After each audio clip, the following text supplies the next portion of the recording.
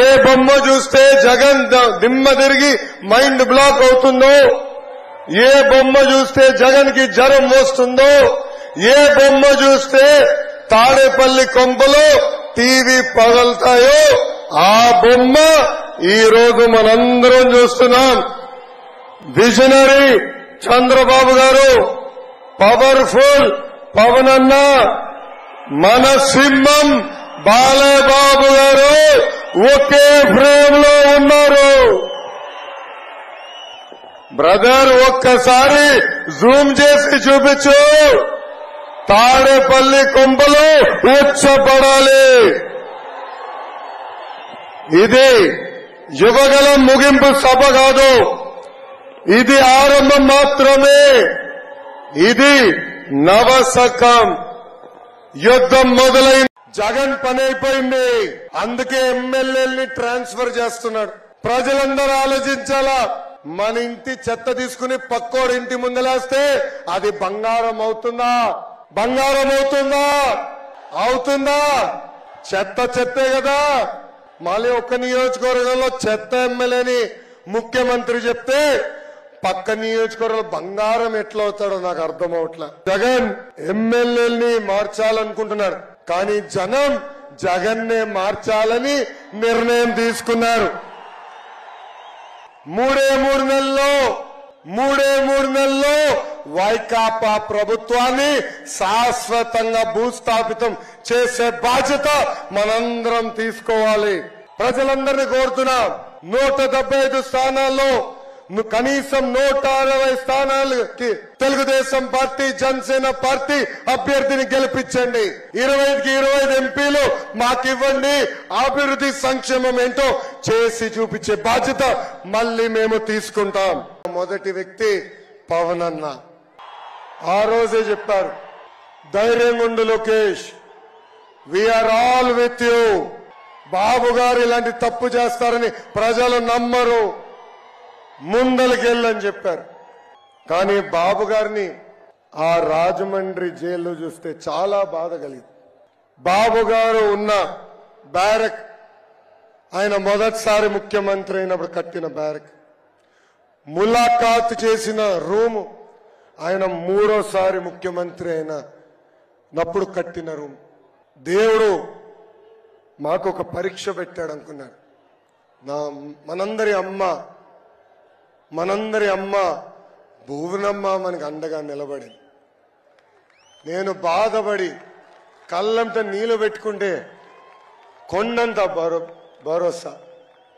వెనకాల నుంచి ఎల్లు, భయపడొద్దు, ముందలికి నాడు, ఇంటికి రావద్దు, పోరాటం పూర్తయిన తర్వాతనే గర్భ తక్కువ అని భువనమ్మ నాకు ముందలికి పంపించింది. ఈరోజు ఇంటికి వెళ్తే విచిత్రమైన పరిస్థితులు ఉన్నాయి. మొన్న తుఫాన్ వస్తే ఒకరోజు బ్రేక్ వచ్చిందని ఇంటికి వెళ్ళా. దేవాంశ్ కూడా నన్ను చూసి ఇంట్లో ఏం చేస్తున్నావు, నడవాలి కదా నువ్వు అంటున్నాడు. అంటే ప్రజల కోసం, ప్రజల తరపున ఈరోజు తెలుగుదేశం జనసేన పార్టీ పోరాడుతుంది. గత 4 సంవత్సరాలుగా ఎత్తిన పసుపు జెండా దించకుండా, మడమ తిప్పకుండా తెలుగుదేశం పార్టీకి కంచుకోటకి కాపలా కాసిన ప్రతి పసుపు కార్యకర్తని కాపాడే బాధ్యత నాది. మిమ్మల్ని నా గుండెల్లో పెట్టుకుంటా. ఏ అధికారులైతే చట్టాన్ని ఉల్లంఘించి మనల్ని ఇబ్బంది పెట్టారో, ఇదిగో ఎర్ర బుక్కు, వాళ్ళ పేర్లు బుక్ లో ఉన్నాయి. వాళ్ళు వదిలిపెట్టే ప్రసక్తే లేదు. జ్యుడిషియల్ ఎంక్వైరీ చేస్తాం. వాళ్ళని సర్వీస్ నుంచి డిస్మిస్ చేసి జైలు కూడా పంపించే బాధ్యత మేము తీసుకుంటాం.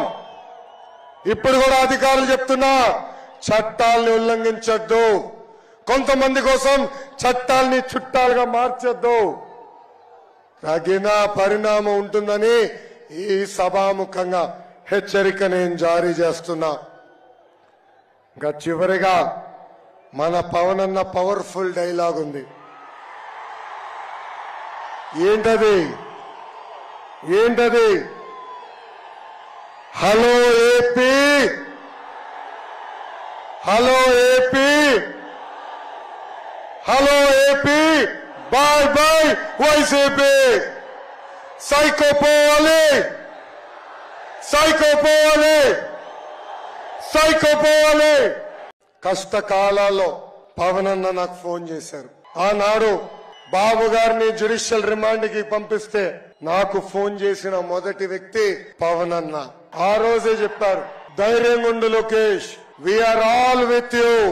బాబు గారు ఇలాంటి తప్పు చేస్తారని ప్రజలు నమ్మరు, ముందలకెళ్ళని చెప్పారు. కానీ బాబు గారిని ఆ రాజమండ్రి జైల్లో చూస్తే చాలా బాధ కలిగింది.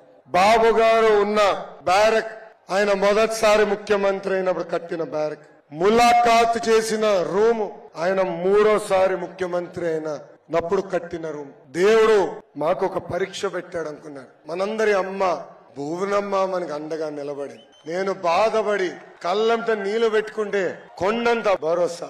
వెనకాల నుంచి ఎల్లు, భయపడొద్దు, ముందలికి నాడు, ఇంటికి రావద్దు, పోరాటం పూర్తయిన తర్వాతనే గర్భ తక్కువ అని భువనమ్మ నాకు ముందలికి పంపించింది. ఈ రోజు ఇంటికి వెళ్తే విచిత్రమైన పరిస్థితులు ఉన్నాయి. మొన్న తుఫాన్ వస్తే ఒక రోజు బ్రేక్ వచ్చిందని ఇంటికి వెళ్ళా. దేవాంశ్ కూడా నన్ను చూసి ఇంట్లో ఏం చేస్తున్నావు, నడవాలి కదా నువ్వు అంటున్నాడు.